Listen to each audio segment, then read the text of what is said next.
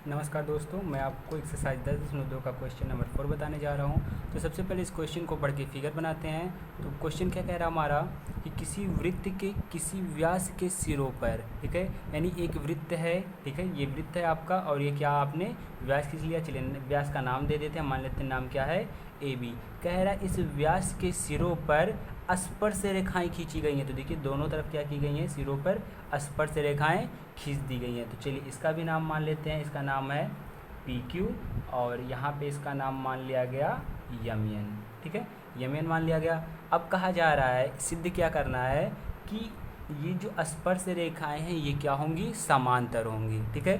तो क्या क्या आपने माना, चलिए सबसे पहले वो नोट कर लेते हैं कि माना, देखिए वृत्त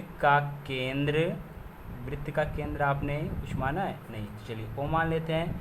तो माना वृत्त का केंद्र ओ, व्यास क्या है आपका, व्यास आपने माना ए बी, तथा स्पर्श रेखाएं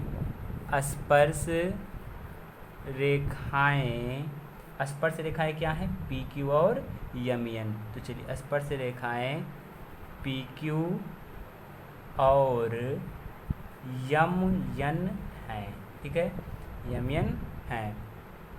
सिद्ध क्या करना है आपको, सिद्ध करना है कि जो स्पर्श रेखाएं वो कैसी हैं, समांतर, यानी कि पी क्यू समांतर यम एन, ये दिखाना है आपको। तो चलिए सॉल्व करते हैं इसको अब हम। तो देखिए दो रेखाएं समांतर कब होती हैं, यदि उनका एकांतर कोण बराबर हो तो वो रेखाएं कैसी होंगी, समांतर होंगी। तो चलिए सबसे पहले तो देखते हैं, कहीं ना कहीं ये ए ओ क्या है, त्रिज्या है, और ये स्पर्श रेखा, तो त्रिज्या और स्पर्श रेखा क्या होते हैं, लंब होते हैं। तो चलिए लिखते हैं यहाँ पे हम कि वृत्त की त्रिज्या और समांतर रेखाएं और वृत्त की त्रिज्या और स्पर्श रेखा परस्पर लंब होते हैं और स्पर्श रेखा परस्पर लंब होते हैं, परस्पर लंब होते हैं, ठीक है। यानी कि ओ ए आपका लंब है, किस पे लंब है, पी क्यू पे, ठीक है, और ओ बी आपका लंब है यम एन पे, ठीक है, ये इस पे लंब है, ओ बी लंब है यम एन पे। तो ये लंब है तो 90 अंश का कोण अंतरित करेगा, यानी कि कोण पी ए ओ कितने अंश का होगा, 90 का होगा। क्यू ए ओ कितने का होगा, ये भी आपका 90 का होगा, ठीक है। ओ बी एन या यम बी ओ आप कह सकते हो, कितने का होगा, 90 अंश का होगा।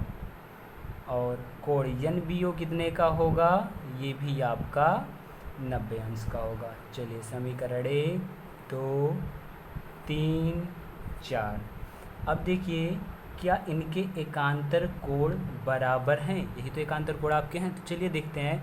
तो समीकरण 1 पी ए ओ, ये वाला कोण, इस कोण का नाम क्या है, एन बी ओ, ठीक है, यानी कि समीकरण 4। तो चलिए 1 और 4 में आप देख लीजिए, समीकरण 1 और 4 से, ठीक है। तो देखिए समीकरण 1 और 4 से आपको क्या मिल रहा है कि इनके दाएं पक्ष कैसे हैं, देखिए बराबर हैं, तो बायां भी आपका कैसा होगा, बराबर होगा, यानी कि कोण पी ए ओ बराबर होगा कोण एन बी ओ, और ये दोनों कोण कैसे हैं, एकांतर कोण, ठीक है। चलिए अब देखते हैं समीकरण 2 और 3 से। तो चलिए हमने लिख लिया 2 और 3 से क्या मिलेगा आपको, यहाँ पे देखिए 2 क्या है आपका, कोण क्यू ए ओ, तो क्यू ए ओ बराबर है कोण यम बी ओ के, कोण यम बी ओ। अब देखिए यहाँ पे कहाँ बनना है, क्यू ए ओ ये वाला कोण, यम बी ओ ये कोण, ये दोनों कोण कैसे हैं, एकांतर कोण, दोनों बराबर भी हैं। तो चलिए यहाँ पे आपने लिख लिया एकांतर कोण, ठीक है। अब चलिए इनको भी कुछ समीकरण मान लेते हैं। चलिए ये मान लेते हैं समीकरण 5 था हमारा, ये था समीकरण 6। तो यहाँ पे लिखेंगे कि समीकरण 5 और 6 से स्पष्ट है, क्या स्पष्ट है आपका, पी क्यू समांतर क्या है आपका, यमयन। ठीक है, कारण क्या है, एकांतर कोण बराबर है, एकांतर कोण कैसा है इसका, बराबर है। ठीक है दोस्तों, तो अगर ये क्वेश्चन आपको समझ में आ गया हो, वीडियो अच्छा लगा हो तो चैनल को लाइक करना ना भूलें। धन्यवाद दोस्तों।